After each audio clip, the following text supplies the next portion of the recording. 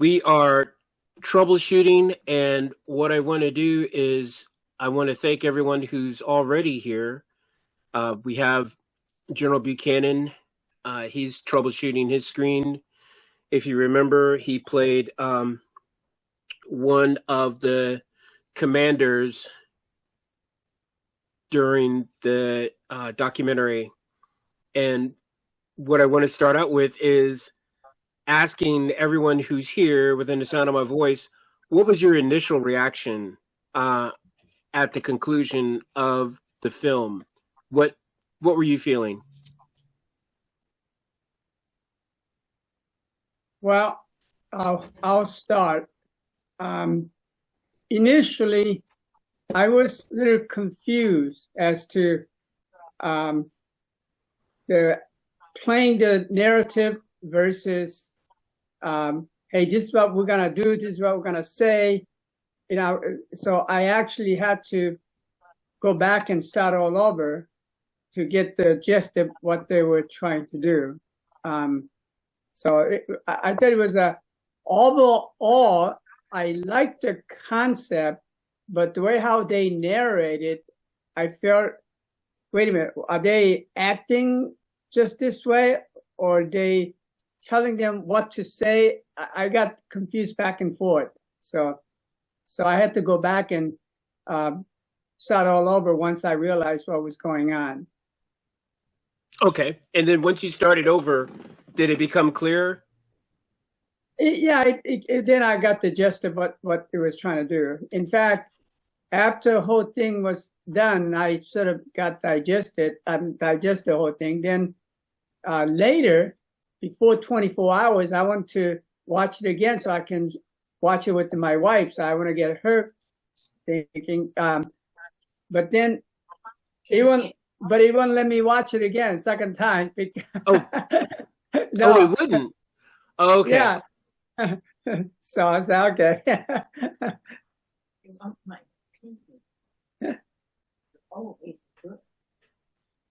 How about you, Al? How about Lauren or Yeah, Robert? I must admit I didn't watch it to the end because I started watching it. I must have got a third of the way through, and then something came up where I had to stop. And like Jed, I tried to go back and watch it. Wouldn't let me watch it again.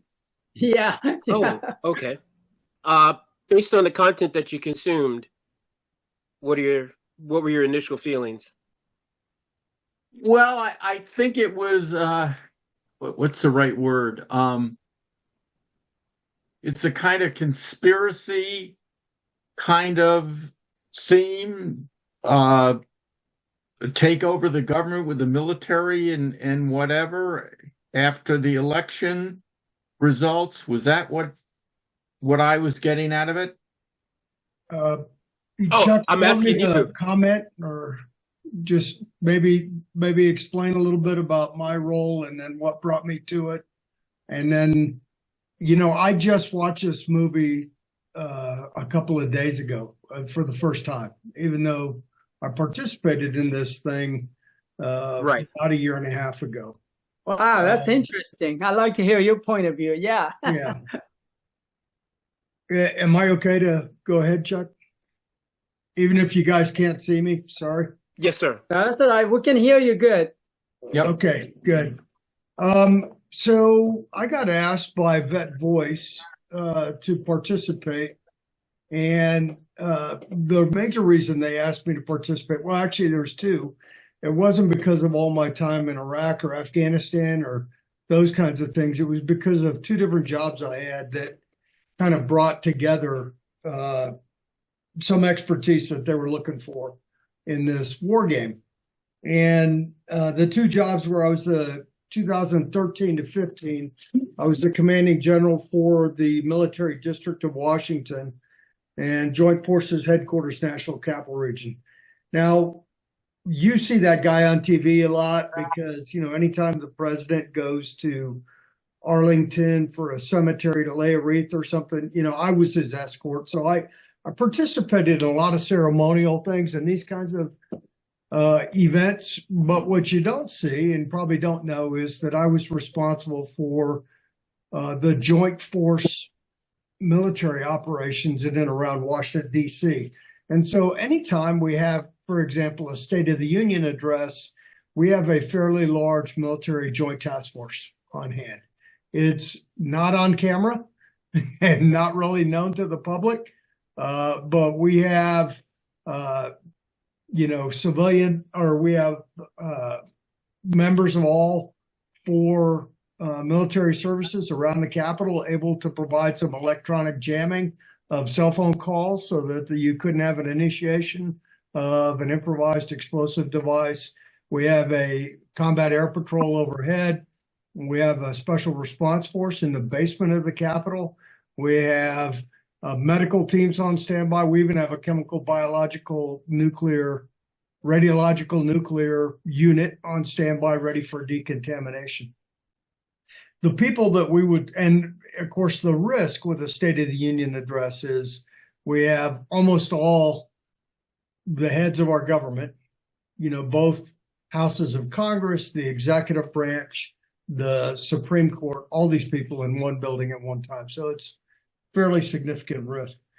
And the people I was in support of really kind of depended of the event. For executive protection, I'd be supporting the Secret Service.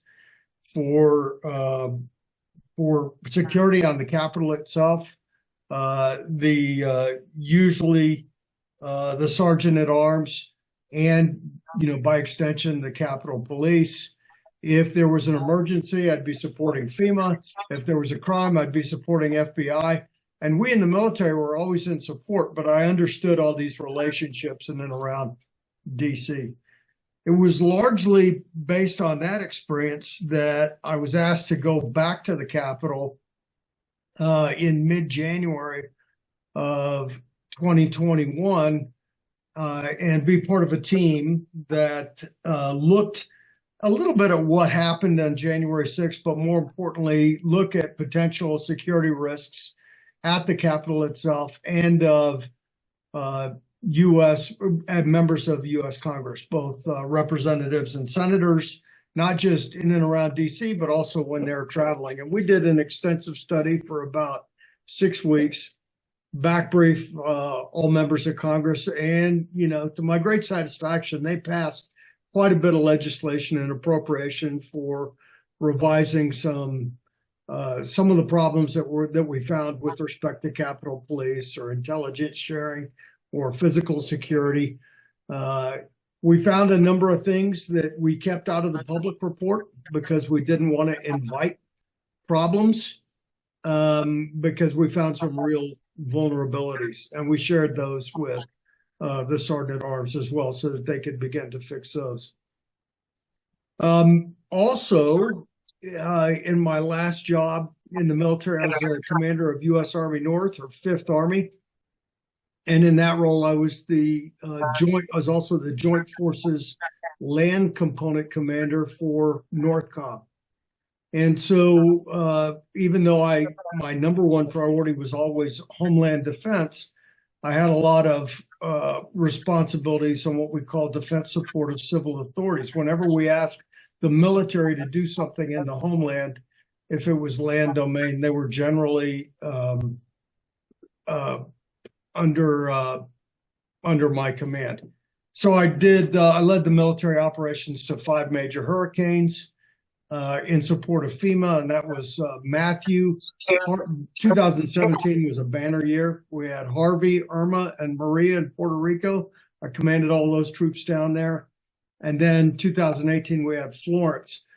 Also did things like UN security to the United Nations General Assembly in New York City, wildland firefighting, but maybe even most important was commanding all the troops on the southwest border, 2018 and 19, in support of Customs and Border Protection. So I understood the use of federal military forces in a domestic environment. And based on those experiences, Vet Voice asked me to participate and play the NORTHCOM commander, who was actually my boss in this last job during this war game, so that I could provide sound options as the commander of military forces in the United States, Mexico, and Canada, and that theater of operations, as we call it, I could provide sound options. Here's what you can do with military forces. Here's what happens under a governor's authority with National Guard. What do we do if we federalize National Guard? What are the limitations with employment of military forces? Can they do law enforcement? How do they do that? Given the limitations of the Posse Comitatus Act and the Insurrection Act and those kinds of things. So that was my role that I brought to it. To answer Jet's earlier question or comment, there were a couple of actors involved, but most of us were just national security professionals, and we didn't have a script. There was nothing that we were doing that was rehearsed or that was planned. We didn't have anything to read. I think, again, there were some actors, especially on the red cell side, where we had some people posing in certain positions that were not, they were actual actors, not military or national security professionals. But all the people, at the table, whether it was the president who's a former governor, a couple of U.S. senators, former secretary of the Army, we had a lot of experience in that room. And our objective was to rehearse or conduct this war game against a thinking enemy, just to highlight the art of the possible and potential vulnerabilities and risks for both Department of Defense and Department of Homeland Security. And to those ends, we published a pretty extensive report and shared with them. Now, the documentary, the film crew and everything was sort of an add-on. That was not it was a way to capture what we were doing and increase public awareness, but it wasn't the purpose of the entire event. And so, I participated in this war game back in January of 23, and I just saw the result on the film about 2 days ago for the first time. I had a friend who had seen it, and he watched it, and he said, I thought it was both fascinating and terrifying. And when you look at what could happen, I could see where one could draw that conclusion. I do have some concerns about our level of preparedness, about some of the potential for extremism in the military. Even if we don't have a big problem, it only takes one bad actor with access to some key piece of equipment or something that can cause some catastrophic damage. So that's why the risk is fairly high of some of these things. My overall takeaway from the experience, and it came out a little bit in the film, but I didn't think that it came out as much in the film as it did in person. And that's this. I felt that in the information sphere, we were shooting behind the target the entire time. The bad guys could, get on social media, post images and messages that were not based in reality. They were not true. It didn't matter, though, to them. They had the initiative when it came to driving the information space and creating a narrative. And we on the government side were reacting to it. And we were always late. And one of the reasons, of course, was, we're trying to find out what is the actual truth and keep people informed. But we found ourselves reacting to them and them controlling the pace and the narrative. And so that is a real concern.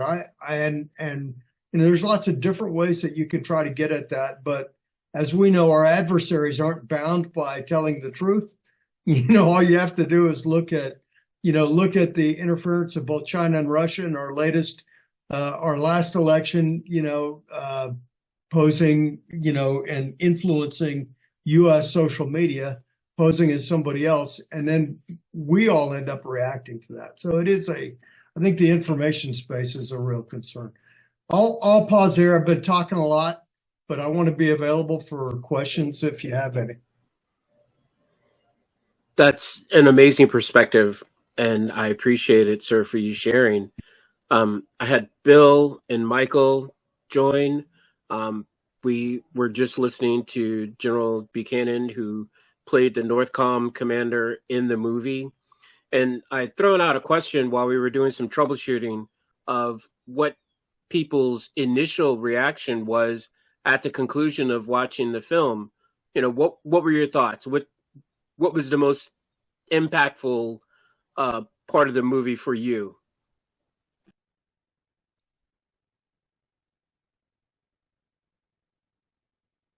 Are you soliciting input at this point? I absolutely am. Okay. Well, for me, it was, I never really realized how much of a two-edged sword Posse Comitatus was. And I thought they did a very good job with that in the film. The question that I would have for the general is, it seemed to suggest that there was somewhere around a 10 to 15% potential of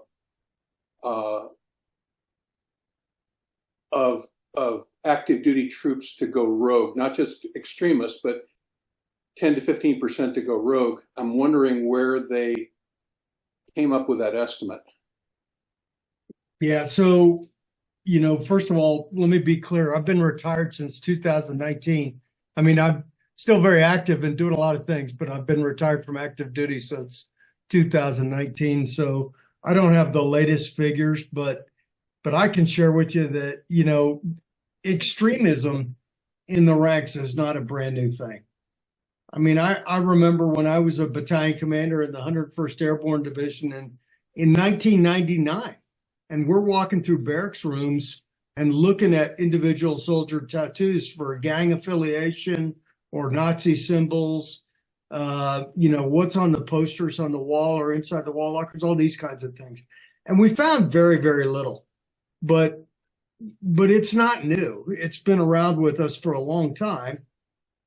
Sometimes we're successful taking somebody's perspective that they had when they joined the military and helping them to change their point of view as they learn a new culture and join a new team and everything else. But sometimes, especially in, just the Army, 1.1 million people, between all three components of Guard, Reserve, and active duty, there's going to be some people that hold that perspective and those points of views during their time on active duty. And as such, they, of course, pose a risk. The 10% number or 8% number, that was driven by the scenario. I know we do have some extremism still in the ranks, but at least with my time on active duty, it was way, way less than that, down under 1%. But again, the wrong one person with the right weapon in their hand, they can do some horrendous things. So it's something that we're very concerned about. What I don't know, from personal experience is what's going on right now to understand and deal with the potential for extremism in the ranks. But I think that I personally know and have worked for our Secretary of Defense. I've worked with our chairman, the Chief of Staff of the Army, all these folks, and they're serious, great people, and I think they're trying to do the right thing. I just don't know the extent of the problem or if it's changed, since I retired. I will say that from a kind of a law and or potential checks and balances perspective, there is an ongoing effort to actually reform the Insurrection Act, which was written in 1790. It's been changed, I think, only one time in the 1800s.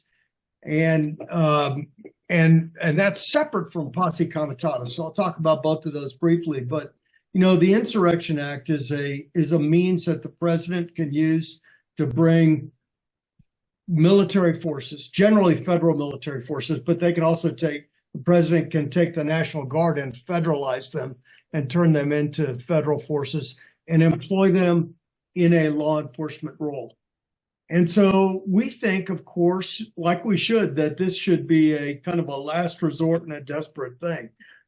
The last time that I understand that it happened was in 1992 in the wake of the Rodney King riots in Los Angeles. And you had the mayor of Los Angeles and the governor of California asking for help.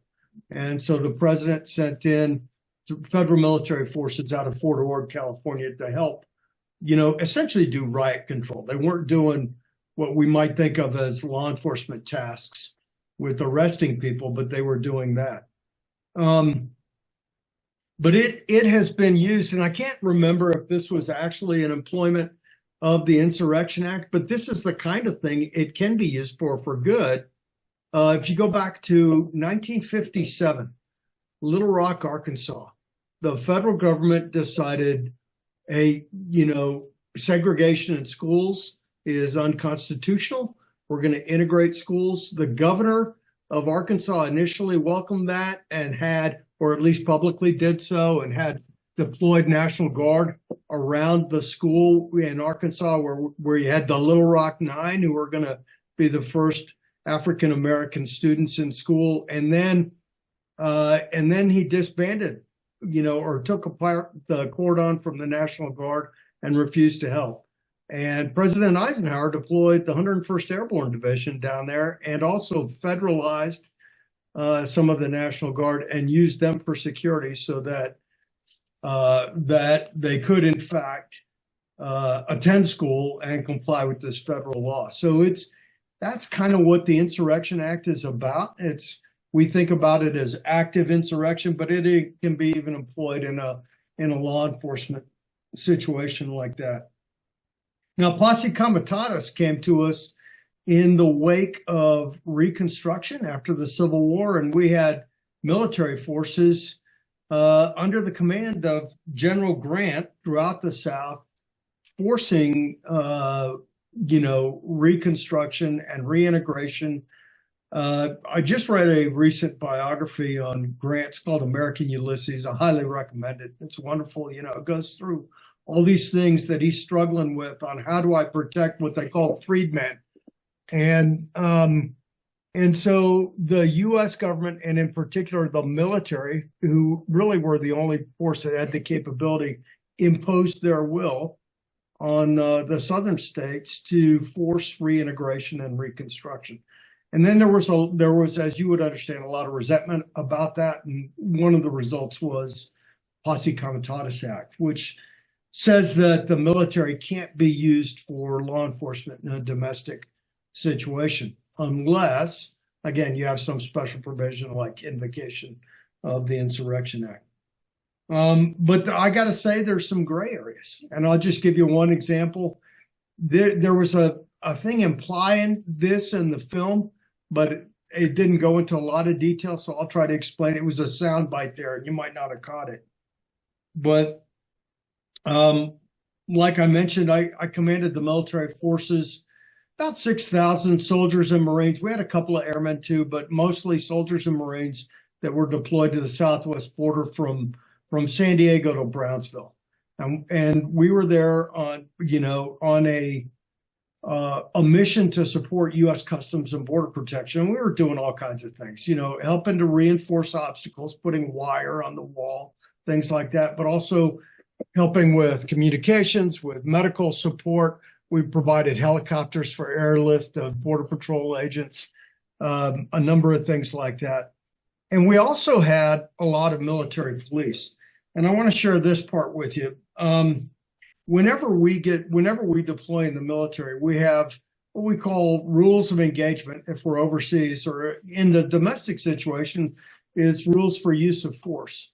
And the first one for every situation is that we have the right to defend ourselves. So even if we're deployed, in the U.S.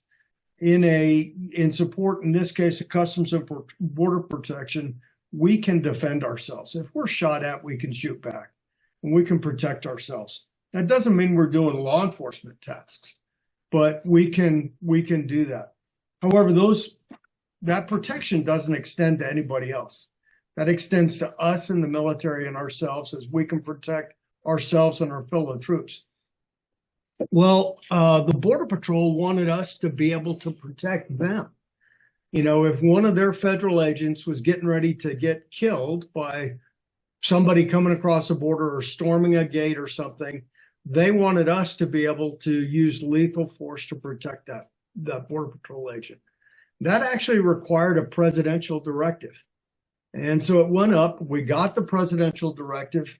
And so we could, in fact, do that. We had to rehearse and train everybody on all these things. So here's the scenario. Let's say there's a big surge. You may remember during that time, we did have some big surge of migrants, like in San Diego. Let's say a bunch of these dudes jumped over the wall and are now assaulting a Border Patrol agent. Well, we could use lethal force, meaning we could actually shoot them to protect this Border Patrol agent. However, if they run off, we can't pursue them because that would be a law enforcement task. It's not our job in the military to arrest people. And that's the difference between something like a presidential directive to give us that authority as opposed to what the Insurrection Act would potentially enable, which is for us to be able to enforce the law and do regular law enforcement tasks. And then the last part, I was just going to make a comment. There is an effort going on in Congress to strengthen the Insurrection Act and modernize its language, and also to give to provide some checks and balances so that Congress has some checks and balances on the president's potential employment of military troops in a domestic situation. Because right now, really, there's no checks and balances. The president is free to do whatever he or she wants. So that was a lot of gibberish, which was a lot more than you asked for, but I thought you might appreciate the context. Absolutely, we do. I appreciate that. Anybody else have a question right now? Because I wanted to go back to something a bit earlier. General, in the movie, 7% of the DC National Guard was considered compromised by the Order of Columbus, the Op 4 that was in the film. What are your thoughts, having commanded that area, 7% of the DC National Guard? What would have been the implication there? I think my fellow participant and good friend Linda Singh covered it pretty well. Linda and I worked together on that commission that went to Congress after the January 6th event, and I had known her from the past. She grew up in the National Guard. So unlike me, who spent my entire 37-year career in the active side of the Army, Linda grew up in the National Guard. And she was her last job before she retired was the Adjutant General of the Maryland National Guard. So both Army and Air Guard in Maryland under the command of the governor. So she brought a state's perspective to this that I couldn't. Frequently, as you'd guess, both Maryland and Virginia work very closely with the DC Guard. And I don't want to get into it here because it'll make your head hurt to explain the command and control relationship. But there is a DC Guard, but there is no DC governor. So I'll just say that the Guard in DC can get employed, but the actual command of the DC Guard goes to the Secretary of Defense, not a state or, in this case, city entity. And the mayor of DC can ask for help, but doesn't actually have command over the DC Guard. But Maryland and DC and Virginia work very closely with the DC Guard. And like in the wake of the January 6th thing, Linda or her successor sent troops down there. Linda had been in command of the Maryland Guard when they dealt with riots in Baltimore. So she understood this and brought that perspective to this. The number 6%, 7%, 1%, 10%, whatever, that was driven by an artificiality of the war game itself. But that's not the important thing. What I think that she said that was really key is we have to get them out of there. We pull them offline, we isolate them, and then we're going to figure out what to do about them. Are we, is what they did they do anything criminal? Or are we just concerned about their behavior because of their membership in this organization, et cetera, et cetera. And, what you could find, I know that many of you have participated in different things where you're joining an organization and you have to, there's a questionnaire. Every time you get a security clearance, there's a questionnaire about, are you a member of any, organization that's dedicated to overthrow of the U.S. government, et cetera, et cetera. Well, if you go back to, I'm just guessing here because it was a fictitious scenario, but, just because somebody joined the Order of Columbus back before the election and everything, it may not have been dedicated to any of that stuff. But the wake of the election and the candidate saying, and, General Retired Sims saying, join with us and overthrow. Now that all of a sudden changed the nature of the organization. And so now you joined an organization that may have been one thing, but now it's something else. That's cause for pause for all of us. We got to pull because your first loyalty in the military is to support and defend the Constitution. And if somebody is going to fight against that, now you may be, in fact, if you're a member of that, you still support them, you might be one of those domestic enemies that, we swear to support and defend the Constitution against all enemies, foreign and domestic. And so that's the real concern. You have to pull them out. You have to isolate them. You have to figure out what's going on. And the time and place to figure it out is probably not in the middle of a security operation. Yeah, that makes perfect sense. That sounds like that old infantry EPW training. You segregate them and get them to the rear and then let everybody else back there take care of them. Yeah. Yes. Are you an old infantryman? Excuse me, sir. Are you an old infantryman? I am. Oh, good. I knew there was a reason I liked you. Go ahead, Bill. I saw you wanted to ask something. I did, and I'm not sure this is totally relevant what we're talking about, but when we were all in basic, we were given, we were told exactly what you said. Our loyalty was the Constitution. And if we were given unconstitutional orders, it was our duty to refuse to obey them. Can you give me any examples of any enlisted men in the history of the country that took advantage, that expressed that duty, said, I'm not obeying this order because it's unconstitutional, and had anything happen other than that they went to jail? I can't. But what's interesting is, so I'm doing this off of memory, and it's been a while since I administered this oath. So let me try to explain the difference. When you enlist in the military or you re-enlist, you take an oath that says that you will support and defend the Constitution of the United States against all enemies, foreign and domestic. You'll bear true faith and allegiance to the same, and that you will obey the orders of the President of the United States and the orders of the officers appointed over you according to regulations and the Uniform Code of Military Justice. That last part doesn't appear in the oath for an officer. Now, so when, let's say that I was taking the oath as a major, it would be I, Jeffrey S. Buchanan, a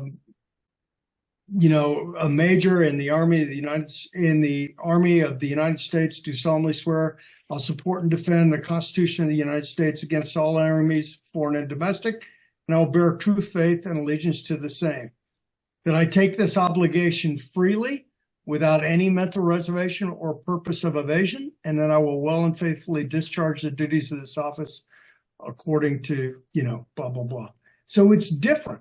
I don't swear as an officer. I never swore to obey the orders of the president. Now, that's part of the Constitution, but again, it's implied those have to be legal, moral, and ethical. Let me ask, excuse me. if I'm at E4 at My Lai and Lieutenant Cowley says to gun down a bunch of civilians and I don't do it, am I subject to arrest?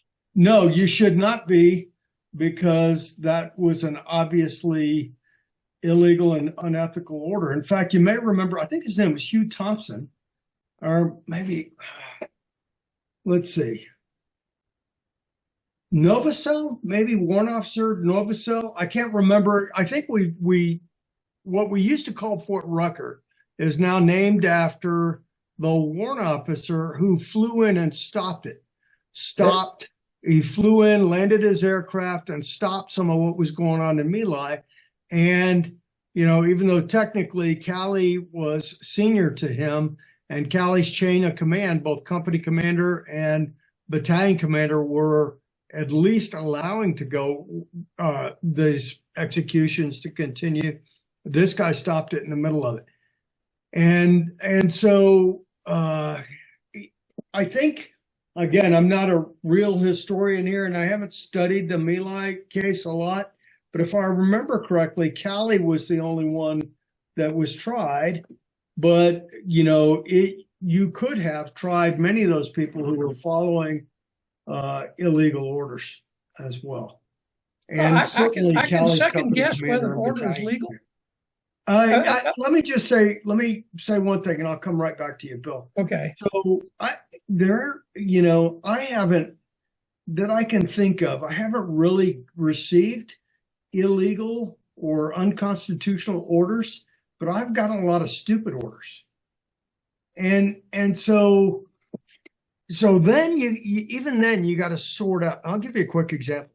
You got to sort out what are you going to do about this? And these aren't just trivial kinds of orders. I mean, I'm going to give you an example of one that could have gotten a lot of men unnecessarily killed. So in 2005, I was a colonel. I was deployed to Iraq. That was my second of 4 tours in Iraq. I was a combat advisor for the Iraqi Special Police Commandos. The only thing police about these dudes was their name. You know, basically it was an urban light infantry raid force. And we would go, we didn't own terrain. We'd go all over the country, getting guys in the middle of the night, mostly Al-Qaeda targets. Towards the latter part of that deployment, we were able to, we worked more on the Iranian-backed Shia militia targets. But regardless, we were all over the place. And because we operated throughout the country, we faced different conditions in different places. And my teams, we were 8, started out with 8. We eventually ended up with about 11 guys per team with 3 Humvees. So you got 11 dudes spread among 3 Humvees going along with these police commandos on their operations. And, you know, and we get to a house on a raid, and frequently I was the only American that would jump off and go in the house with them. And, you know, these were tremendous dudes. And, you know, I trusted them with my life. I wouldn't trust them with my wallet. That's a whole different story, but I trust them with my life. But in any case, we got a order from the Corps headquarters in Baghdad that said we had to keep a protective bubble of 50 meters around our vehicles. And basically that order was meant, it was a well-meaning order from somebody who doesn't live on the streets. The well-meaning order was, you know, the greatest threat, especially in areas of Sunni-dominated terrorists like Al-Qaeda, was that we had suicide car bombs that would ram our convoys and blow up and kill a bunch of troops. And so this order was meant to keep that threat of suicide car bombs away from us. And that worked really well if you were in Fallujah or Mosul or Samarra, Abu Ghraib, these places. But if you were in the area where the Iranian-backed militias were, they were using what we called an EFP, which is an explosively formed projectile. Think of a tube with a specially machined copper slug that was in front of a shape charge. And the Iranians had perfected this technology to such a way that this IED that looked like a pile of trash would blow up, and it would shoot this copper slug so fast it could punch right through an M1 tank, let alone, I mean, with its 8 to 10 inches of armor, let alone just an up-armored Humvee. Blow right through them, and of course take body parts and everything else with them. Horrendous killer. And the way that they used to initiate these things is by what we call the passive infrared. It would send out, this thing would send out an infrared beam, and the next heat signature that came in contact with that beam would just set it off automatically. So they had it lined up with a series of these projectiles. And if they're on a road, of course, there's lots of traffic going down the road. They would wait to make a phone call to this device to activate it. And when they made the phone call to that device, then it turned on, and the next vehicle in there it would initiate on. So, and there's ways to defeat this, but what we learned is we changed our tactics. When we were operating in those areas, we hugged traffic. We mixed in and out of the Iraqi traffic because they could never get a separation and couldn't get a target on us. If we were in Southeast Baghdad or one of these areas, that's how we drove. Whereas if we were in the West, we wanted a protective bubble. I know this is a lot of detail, but really my point is we'd gotten this order. Here's how you have to drive, from somebody who was only seeing part of the problem and didn't live on the streets and didn't understand it. So I had, as the commander, I had 3 choices. The first choice was, well, I could follow the order and get a bunch of my guys killed needlessly because they were following an ill-based, like I said, wasn't illegal, unethical or immoral, but it was stupid. Or I could disobey the order and do what we were continuing to do, but then I'm teaching my guys, okay, it's okay to disobey orders. So that wouldn't have been good. Well, what I ended up doing was telling everybody, okay, we're going to continue to operate the way we are. Now it's my job to go back to the Corps headquarters and help them understand why we do things differently and why this is a bad order. You need to rescind it for certain areas, and here's exactly why. And so that's what they did. We end up getting a lot of stupid orders, but I personally haven't been told to do anything that was illegal or immoral or unethical. Let me say that there could be, if I operated on, civilian leaders' intent based on what I read in the newspaper, go back to my example of southwestern border, there would have been a lot of illegal or unethical stuff in there. Because the implication in the narrative coming out of Washington, D.C. is that we had dudes with machine guns on the border posed to shoot people as they came across. And yes, we were armed, but it wasn't for that. It was to protect ourselves, and it's to support the Border Patrol, who's actually the legal law enforcement authority. There's some great comments by Lauren. I haven't read all of these on the chat, so maybe if you don't mind asking, let's see, what are military members supposed to do when it's the government that's no longer abiding by the Constitution, systematically removing freedoms? Yeah. So again,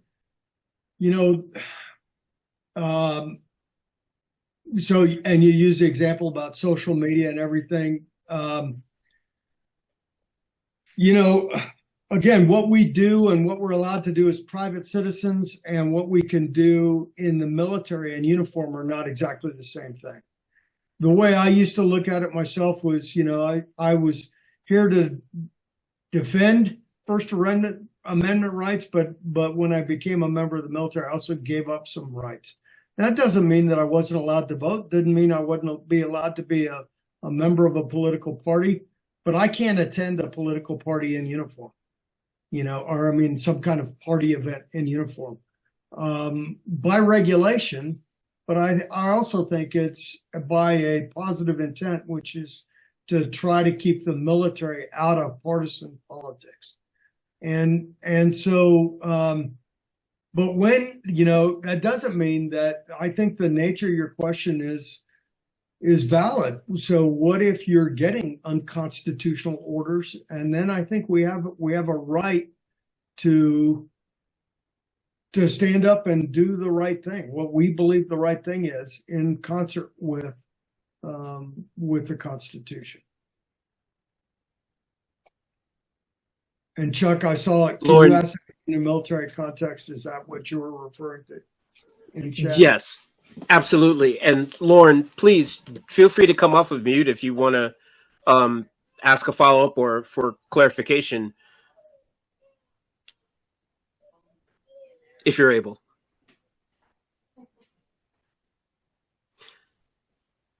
In the meantime, okay, hold on. Okay. So we can continue the conversation in chat, and I can do my best to translate. And that'd be great if you could read it, Chuck, because I'd rather focus on answering the questions or comments instead of chat at the same time. Absolutely. So I can pick that up. And Al has his hand raised. So Al, I know you're unafraid to come off of mute. So let's hear it. General, I'm another infantry guy, so you got to like me. I do. I like you already. Matter of fact, I spent some time at Fort Campbell, not with 101st, but that's where their home is, I guess, right? Yes, sir. Yeah, I had a couple of tours there. Were you in Special Forces there, or 160th or something, or? No, I was a basic training officer for about 8 months. Okay, that was before my time, I think. Yes. Yes. They didn't have that. My question is, General, what do we do today if we have a indication or a thought that there is a soldier that, I'm not going to say radicalized, but whose thinking is very risky in terms of either a group they've joined or what they're reading or comments that they've made? Is there a process? Do we call them in on the carpet, or do we go? And some of it depends on the nature of what was said. Was it an actual threat? Is it criminal? If it's criminal, obviously we get law enforcement involved. Commanders have a whole host of disciplinary problems. I'll say one thing that has caused some issue in the past is that we in the military have, we have discharged people based on a violation of regulations, but we have not always done a great job with ensuring that civilian law enforcement is tracking potential risks once that person is out of our hair. And that obviously, if we have somebody who has done some things or made threats that would cause us to be concerned in the military, it's one thing to get them out of the military and away from access to some of the special capabilities that we have. But it's another thing to ensure that, that person might be, we still have a responsibility, I think, for a good transition. Is there a landing place for this person? Is there somebody to help them? And if we're still concerned about the risks, what are the risks that are out there for the community? And we do have it for some things. So if you got somebody that's convicted of rape, well, they're not going to be released and sent back to their civilian community without the civilian law enforcement understanding, okay, now we have a convicted sex offender in our midst. I don't know that we've done all that well. And again, I'm 5 years out, so I just am not exactly current as to what's happening. But I think we've dropped the ball sometimes on people leaving, and our most expeditious way of dealing with it at the time was just to get rid of this person instead of pass our concerns on to a law enforcement entity.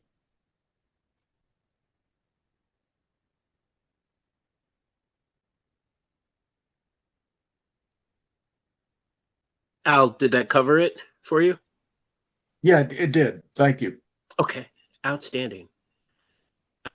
Folks, we've got a few more minutes, so Let's take advantage of the general while he's here. Yes. Hey, Michael. I'm hearkening back to the scenario that was explored by the movie War Game. I can see where, as bad as it would be to have garrison-oriented troops abandon their duty, what if those troops are JSOC troops? Yeah.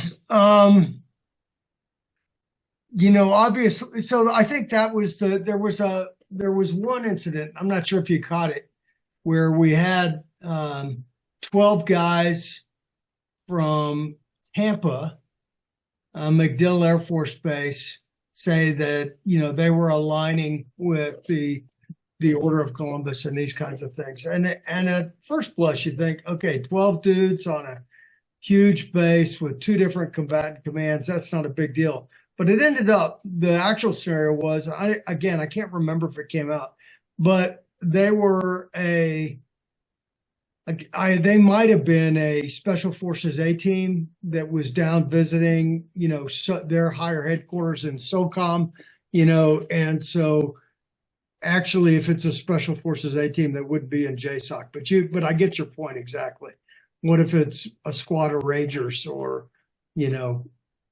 SEAL Team 6 or whatever?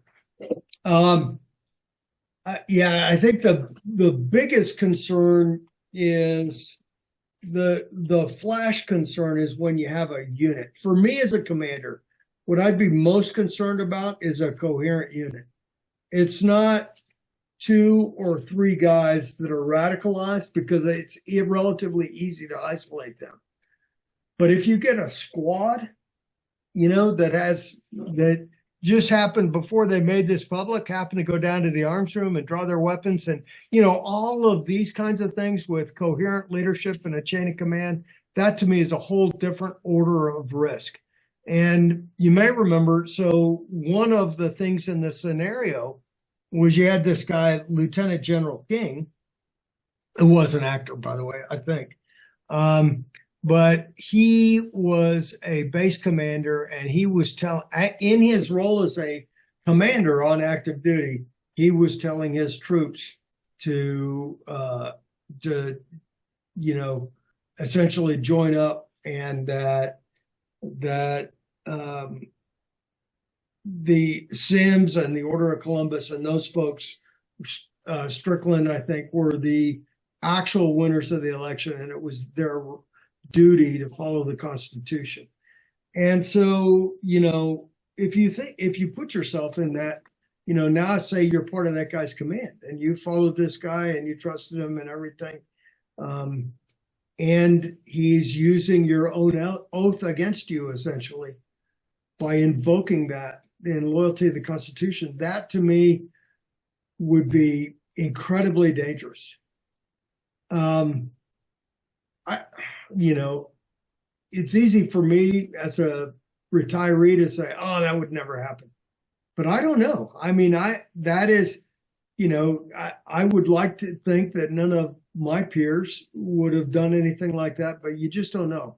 And people even, can become quietly radicalized. I'll take, one of my neighbors when I was the commander of the military district of Washington was Michael Flynn. And, I thought he was pretty rational dude, quiet kind of as a neighbor, didn't participate a lot with the rest of us in social stuff. But what I was doing was not really engaged with him, professionally when he was a commander of the DIA. He just happened to live on the base, and I was the senior commander for that base, so responsible for security and things. But when he retired, I thought he became irrational in what he was doing. And so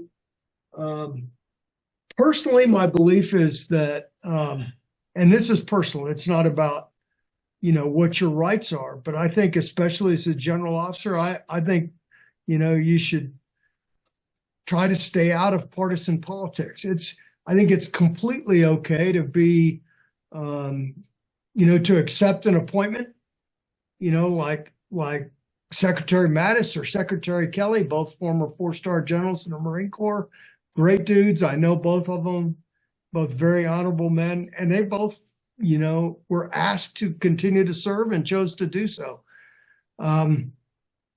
But that's different. And I think it's also okay to run for office. If you choose to become a partisan, I think it's okay for a general officer to say, hey, I want to be elected as a representative or senator or whatever.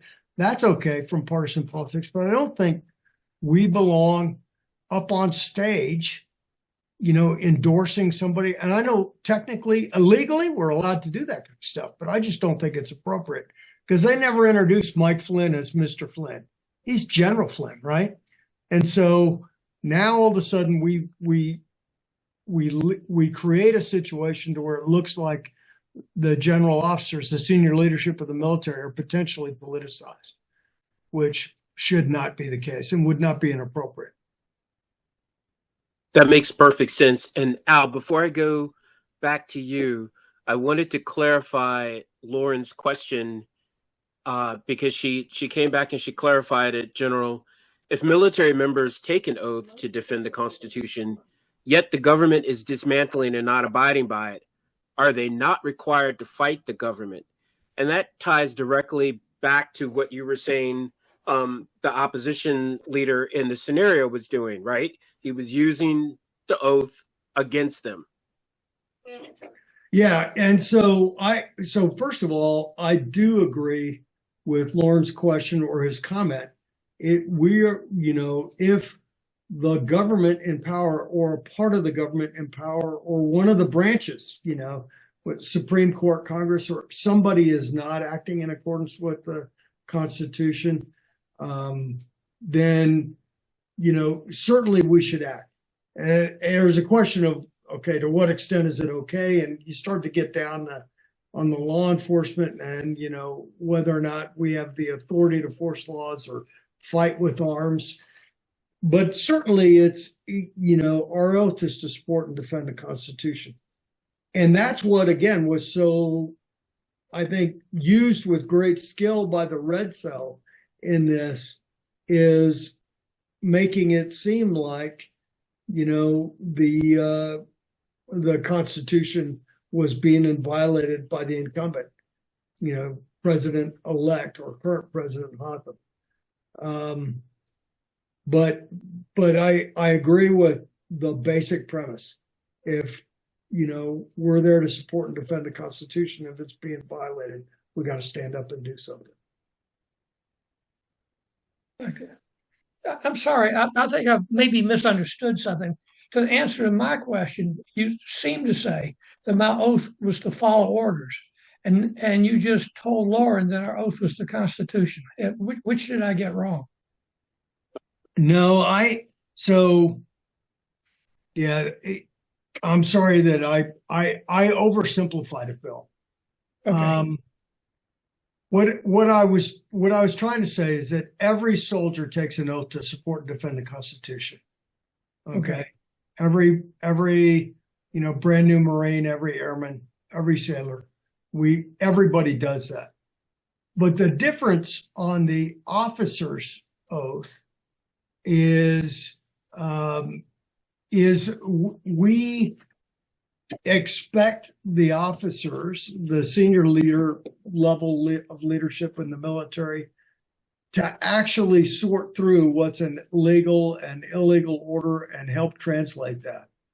And that's why we don't, on the officer side, we don't swear to obey the orders of the president.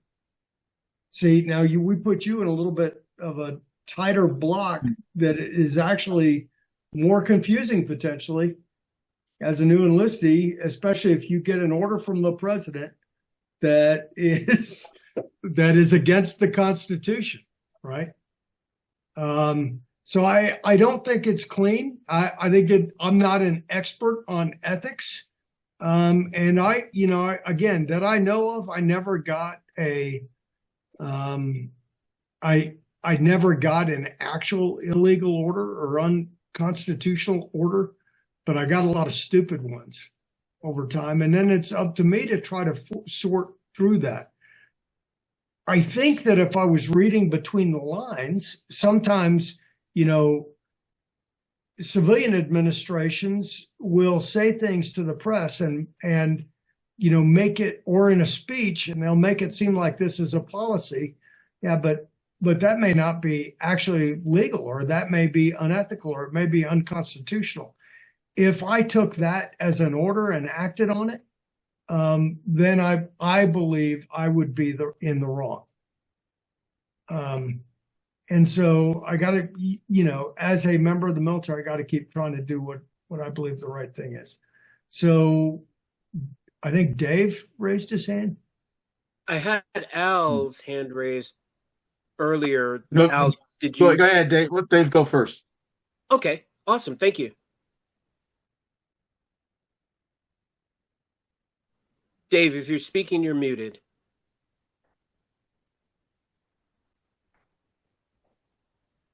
I think if it's me, Dave, I don't think I had my hand up. If I did, I didn't mean to. I was just listening. Sorry about that. If you're talking, no worries. Sorry about that. No worries. Thank you. We'll put it I down just got for you. back Thank in. you. I was having technical problems, so back with you. Well, I'm glad you're back.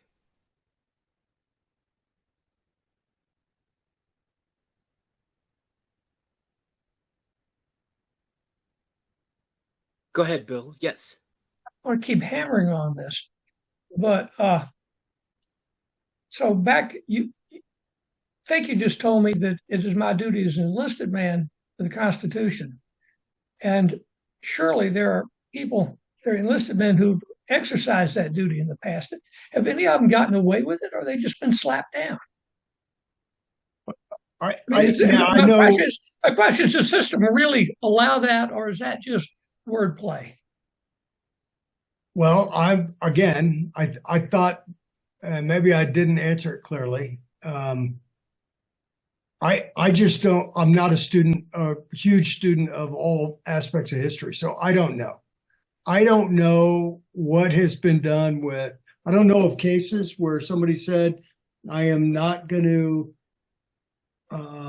act," or "I am not going to follow an order because I believe it is unconstitutional to do so." However, let me tell you, maybe this will help. I believe that sometimes people have acted that way, and it was their belief that they were doing the right thing in accordance with whatever, their own code of morality or the Constitution. And they have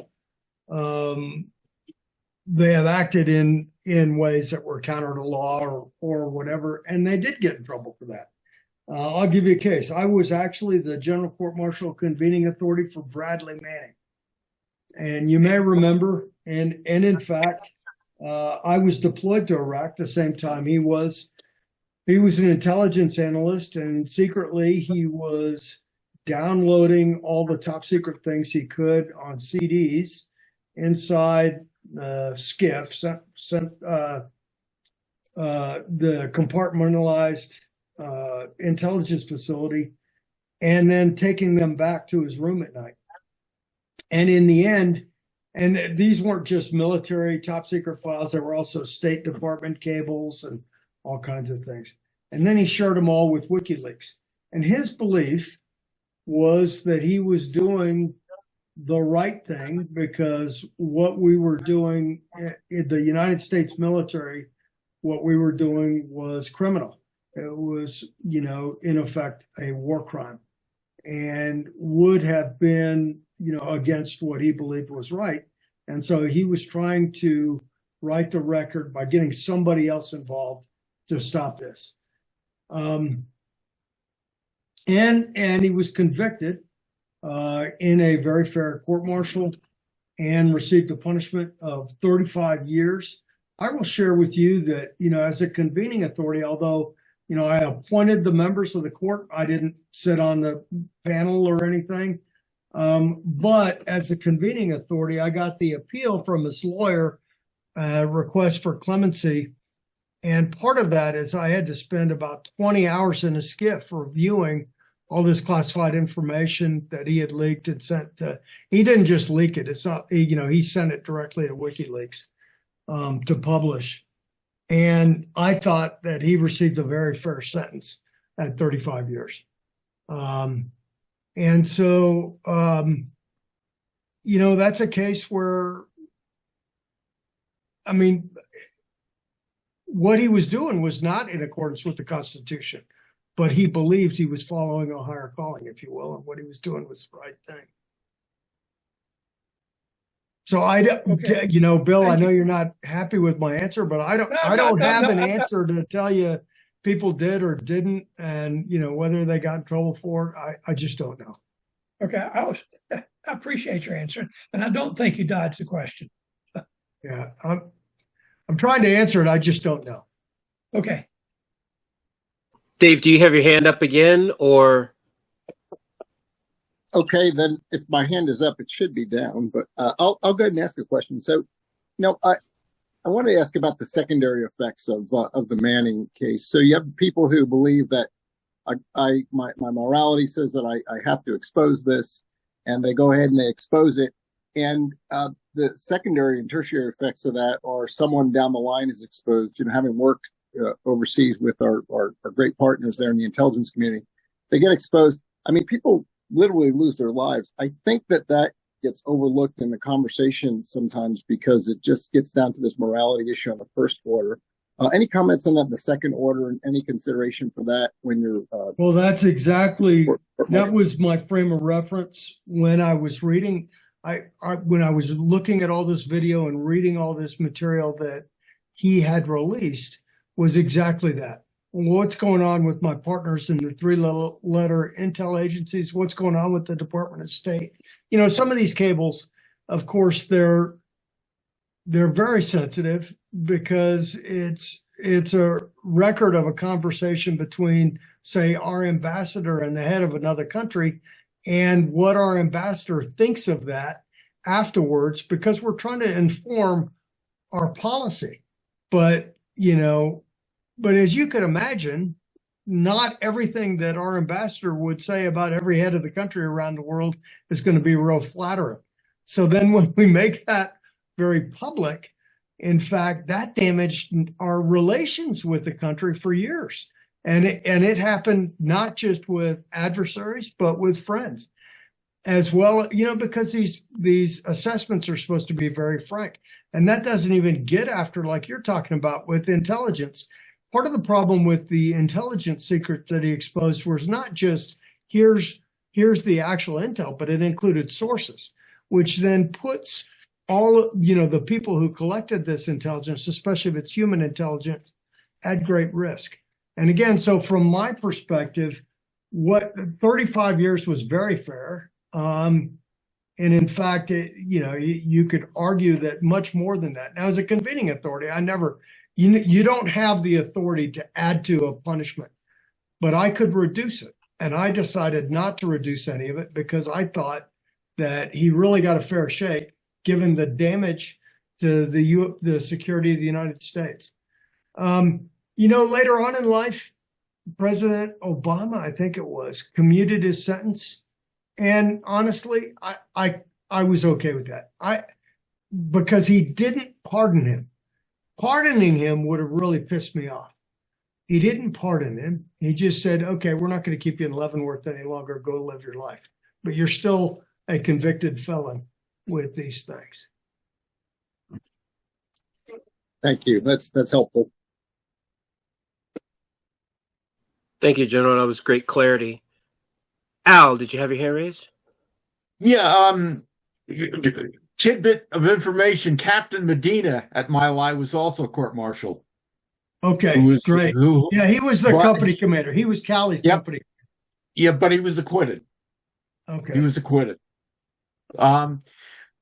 General, I had just had a question. When I first started to watch war games and I saw the individuals who were assigned playing different roles, I could immediately identify several who were very partisan to the left, very Democrat supporters and whatever.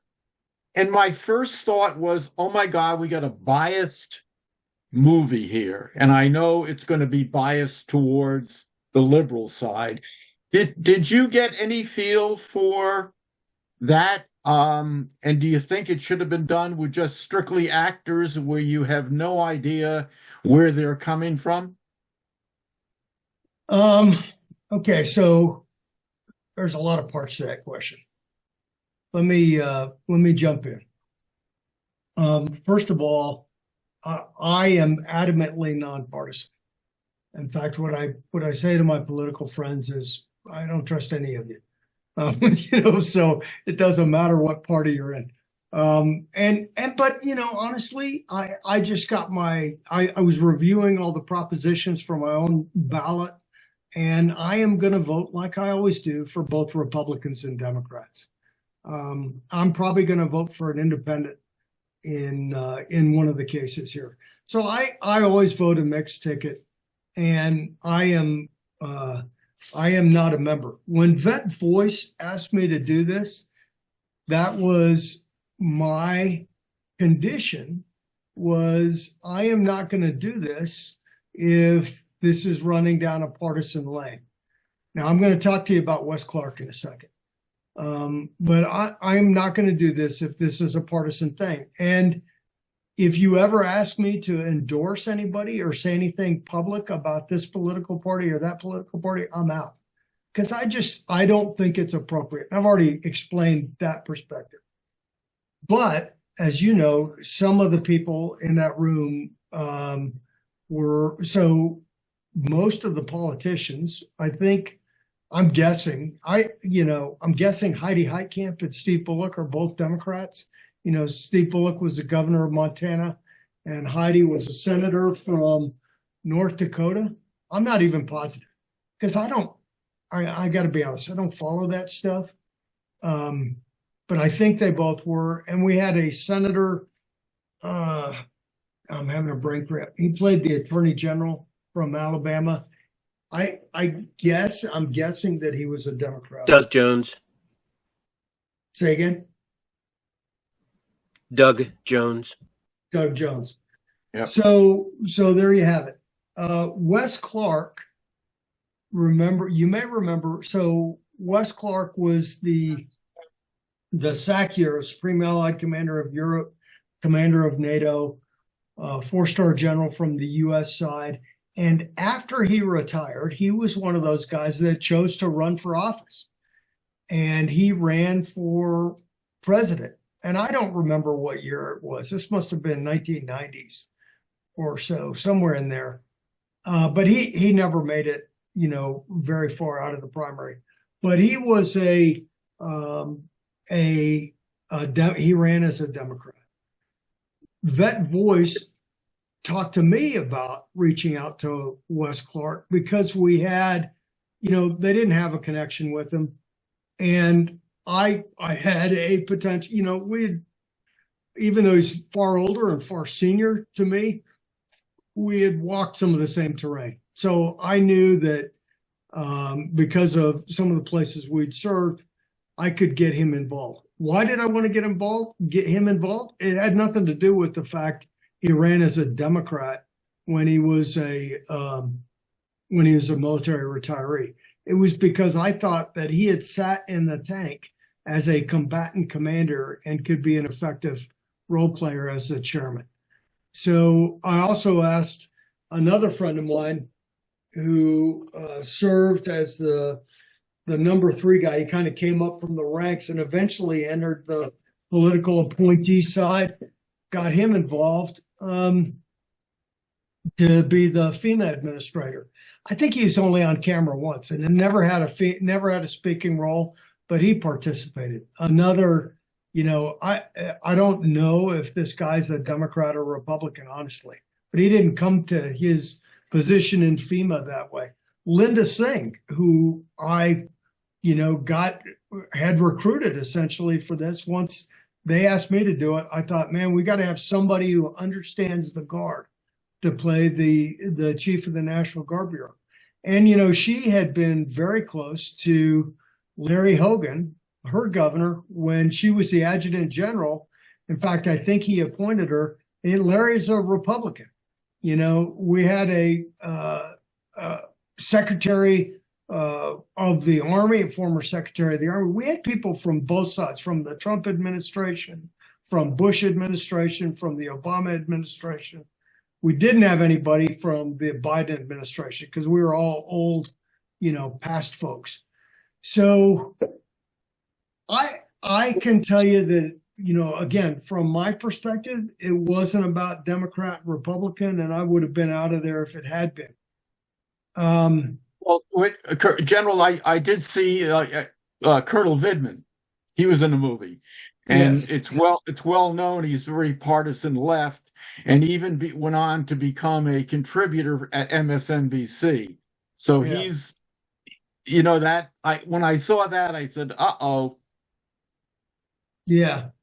Did you also notice that Elizabeth Newman, who portrayed the Homeland Security Advisor, she was both Trump and Bush administration, and then you also had Jack Tomaricho, who played the DHS secretary, also from the Bush administration. So Yeah. So let me I address got to Vindman figure out too. the question here. Yeah. So Vindman, you know, what's interesting is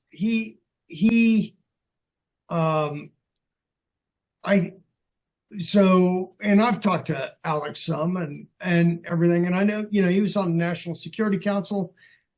Of course, he was born into Ukraine, ended up being an expert in Ukraine, you know, spent a lot of time dealing with these people. So he was involved with the president, making some phone calls back to, this is prior to the invasion by Russia. But then he got called on the carpet, you know, in Congress to say what actually happened. And he said what happened. And then after that, he retired from the military, you know, kind of lost his position in the National Security Council, retired from the military, and then heavily recruited by the left, you know. And I don't know if he was a Democrat or Republican before then, but certainly became a kind of a celebrity on the left side because of his willingness to stand up in the Senate and say what happened.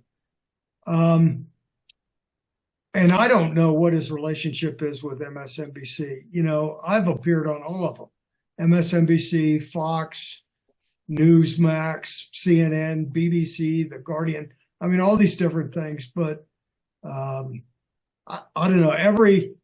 I could go down the media road if you want, but I think, you know, one of the problems we have with the media is that they're all businesses and catering to audiences. So it's amazing to me that you can take a situation and it's reported one way by Fox and a different way by MSNBC. And unless you're discerning, you don't understand they're even talking about the same event, you know, but they're intentionally biased, all of them, I think, you know. So I would just ask you to be really careful with what you're consuming and try to become critical of it and think, okay, how could this be out there? But yeah, you know, getting back to your point, my antenna was up and I never felt it during the exercise itself. The film is a little different. You know, I think the marketing of the film and all of that kind of stuff is clearly, you know, much more by the left and comes off as being less balanced. I'm not concerned about that, and with respect to my reputation and the event itself, the war game itself didn't seem like it was a problem, but clearly there was, you know, I think the resources probably came from more left-leaning contributors than right.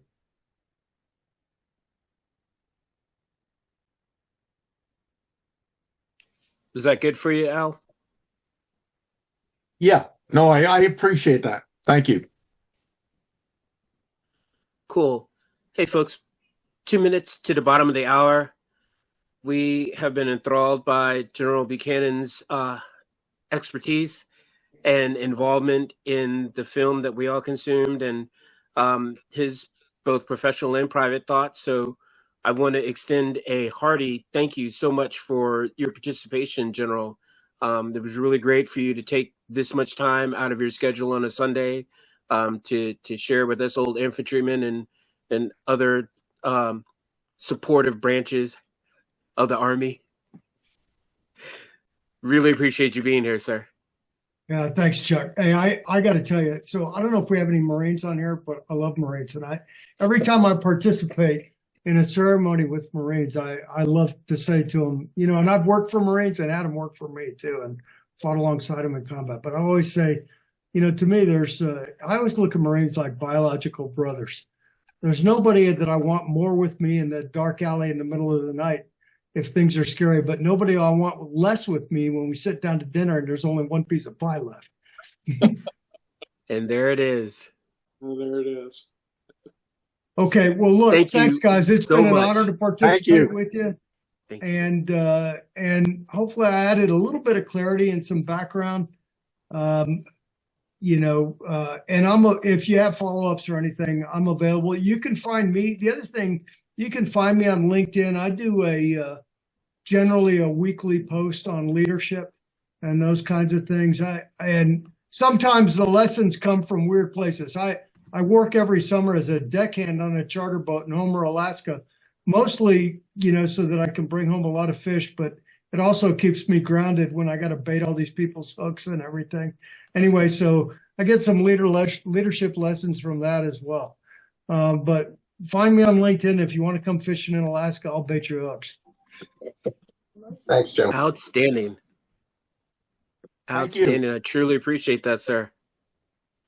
Let me see. Yes, I have your link here. I'm just going to post it very quickly in the chat for anyone else to connect very quickly with you. Let's see if I can get it in there. And there it is.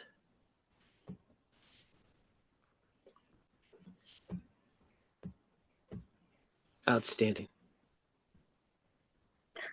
Folks, thanks again for being here. I really appreciate you taking your time to contribute to this important conversation. And with that, I'm out. Take care, guys. Thank you. Thanks, guys. Yeah, thank you. Thank you, General.